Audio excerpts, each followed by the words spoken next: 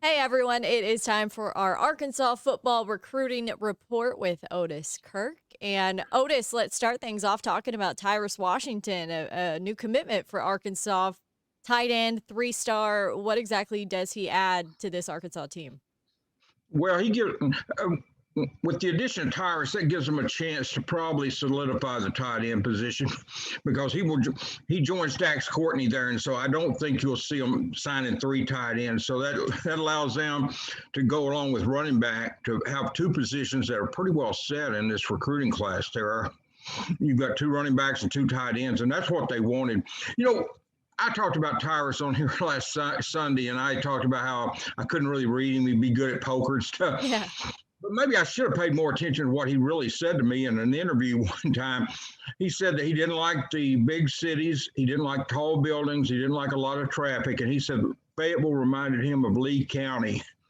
Oh, And when he got his final choices down to Cincinnati, UCF, and Arkansas, you look at Orlando, you look at Cincinnati, Ohio. They're a lot bigger than Fayetteville, Arkansas. So I should have listened to him when he was talking. I probably would have had a better clue. I mean, I thought he was going to Arkansas, but I would have felt a lot better. I can say that. I would have probably felt a lot more sure of myself if I had just listened to what he told me. But anyway, he had 17 receptions last year. This is going to speak volumes about what kind of kid he is.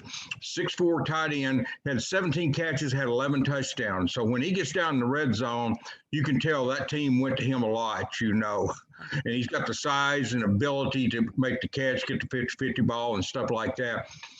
But he gives them another tight end, and that was a number. That was a room that the tight end position, the numbers had gotten down in that room, Tara. mhm. They had gotten down through the years there, and they lucked out getting the kid back from the current kid back this year.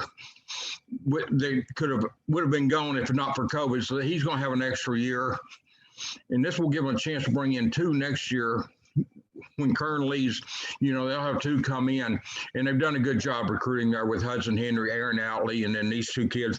And also, what this also does, it allows Dow Loggins to concentrate on some really good 2022 kids. There's some 4 stars out there. There's three of them that's got Arkansas on very high on their list. Three of them, and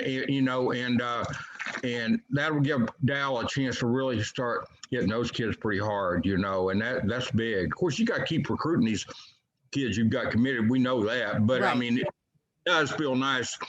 Somebody's got to uncommit or decommit them from you. If you got them committed, you've got the inside track. Now, there's a kid we're going to talk about in a few minutes that was Yep. committed. Arkansas came on too, so it works, and that's why you've got to continue to recruit. Yeah, I mean, let's just go ahead and let's talk about him. We got Jordan Crook. He decommitted from Oklahoma State. And I know you've got Three, the inside scoop on a little bit of why that was. So tell me a little bit about it. yeah, 3 days after he was here, he decommitted from Oklahoma State. He, man, I tell you what, he's about 6 foot 225. I guess that's why he's almost a 4 star. But you look at his talent, he is 4 star all the way. I mean, I watched the linebackers back in the summer, back about the time that Coach Scher come on the board. I was looking at some linebackers, and there was a kid at Carthage that I liked pretty good, but the one I liked in Texas that I loved was Jordan Crook. And then he committed to Oklahoma State right after that. But Arkansas continued to recruit him, and that's what I just got into talking about with the tight end. Yeah. You got to continue to recruit him, and Arkansas continued to recruit this kid even though he was committed to Oklahoma State. I will say this: I think Tyrus Washington and eventually Jordan Crook are going to be Arkansas Razorbacks because of the visits. I don't know that they would have gotten either one had they not been allowed to bring them on campus. In other words, if it was a Zoom thing, I'm not sure that Tyrus could really got a feel for Fayetteville because I Yeah. think that helped him as much. The football aspect helped Tyrus, but the city and stuff really helped too. In the same way with Jordan Crook, he got to meet these people in person, got to see the sincerity, got to see how it really worked here. And that made all the difference in the world with him. And he told me he's going to make a final decision. And he did not tell me it's Arkansas. He said he's going to make a final decision later in July. Okay. But my prediction is Arkansas. And I'm not out, blowing the kid's deal because he has never told me Mhm. that he's Arkansas. I just feel like that's the case. He loved it here. And one thing he did tell me, and I'll go back to listen to what they tell you. When he left here, he told me, he said, right after he left here, he said, this visit gave me something to think about. And I knew then that Arkansas had made some good points with him. And I know Caden Henley really worked him hard. Linebacker commitment to Arkansas from Shiloh really worked Jordan hard to get him to come join the group. And that would give them 3 linebackers, and because they got Manny Powell, we talked about on here last couple of weeks. And Manny Powell, Henley, and then Crook, we give them 3 linebackers. That might finish that class, Sarah. I mean, I'm not saying if some big time 4 or 5 star kid wanted to commit, they would turn him down. But I'm just saying, I think they would be happy to get those 3 linebackers, and they should be, because those are 3 really good players. If they added a 4th one, it'd have to be somebody really, truly, probably a difference maker. I mean, somebody impact player, not just another guy to develop or something, Yeah, I completely understand it. And then we've got Jalen White out of Little Rock Parkview. 3-star. Do you think he's going to stay home in Arkansas? Yeah, I do. I think he's going to stay home. He's got Joyner and Courtney and all those guys in Chamley and Nico and all those guys in his ear, Marion. So he's got a lot of pressure on him to stay home. And if he stays home, which I think he will, that gives him 5 for 5 in Pulaski County. It's not been that long ago that talking about Pulaski County that we were talking about. Not just but everybody was talking about, man, they've got to get some prospects in Pulaski County. There's just nothing coming out of there. And this thing runs in cycles. But now they've done a good job. They've done a good job developing, getting more development into athletics in the Little Rock school system. It's not just a cycle. I don't want to downplay that. But part of the talent deal does run in cycles. I remember for a while it was all up in Northwest Arkansas, just about. Then it went down to East Arkansas, and there's still talent everywhere. But it's good to know that there's 5 kids in Pulaski County that Arkansas has a chance to get after signing those kids last year. We talked about I think I mentioned Aaron Outley when I was talking about the tight ends. If I didn't, I should have. And then Landon Rogers, But it's important for them. It'd be like having Texas and either Houston or Dallas Metroplex not turn out any prospects, right. I mean, you've got Pulaski County, the largest in the state. It's got all the big schools, and it's good to see they are turning out some prospects down there. And I think when Arkansas gets Jalen, they'll be 5 for 5 in that area. That's huge. And I mean, they've got a commitment from a walk-on linebacker at Pulaski Academy. So really 6 for 6 down there. So, and he's a good player. Yeah. Arkansas has done a good job.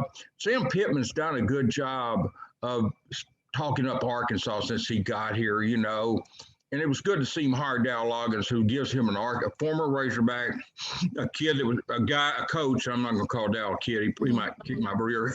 But a coach that was born in Arkansas, and played for the Razorbacks. It's good he got him on his staff.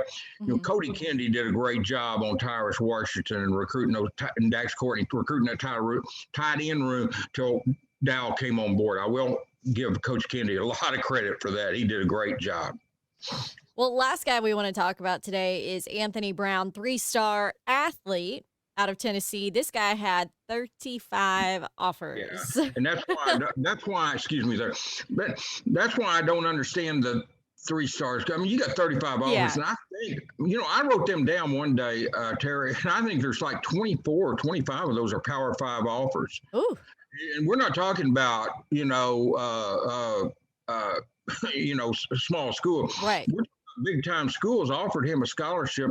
And I'm telling you, he's 6'2", 190. He's really good friends with Miles he's good friends with, the kid that committed here from Rouser, that committed from Michigan, which Arkansas doesn't go to Detroit and recruit very much. And then he's good friends, obviously, with Jalen Lewis, who committed here as well, and is from Tennessee, nearby there. So, he's in that right there. You put those 2 guys we just talked about committed, Lewis and Rouser, you put them with Anthony Brown and Jalen Lewis. You're looking at, that's why I said earlier, there's a couple of positions that might be getting close to being set.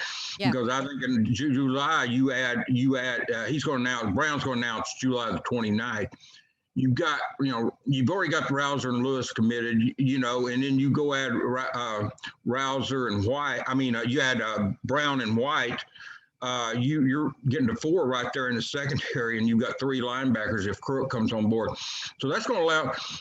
What that does, that allows the coaches, Sam Pittman and his entire staff, to be very picky when they go to close out the class. If you're sitting there, that would give them 18 commitments. If those three kids that we've talked about today that were uncommitted, if they committed to Arkansas, that would give them 18 commitments. You add a punter, that would leave 6 scholarships to figure out the rest of the positions, but they can be really picky. Like 3 offensive linemen committed. You can be very selective on that fourth one, Tara. You can be very selective. And this is what they're getting into at Arkansas.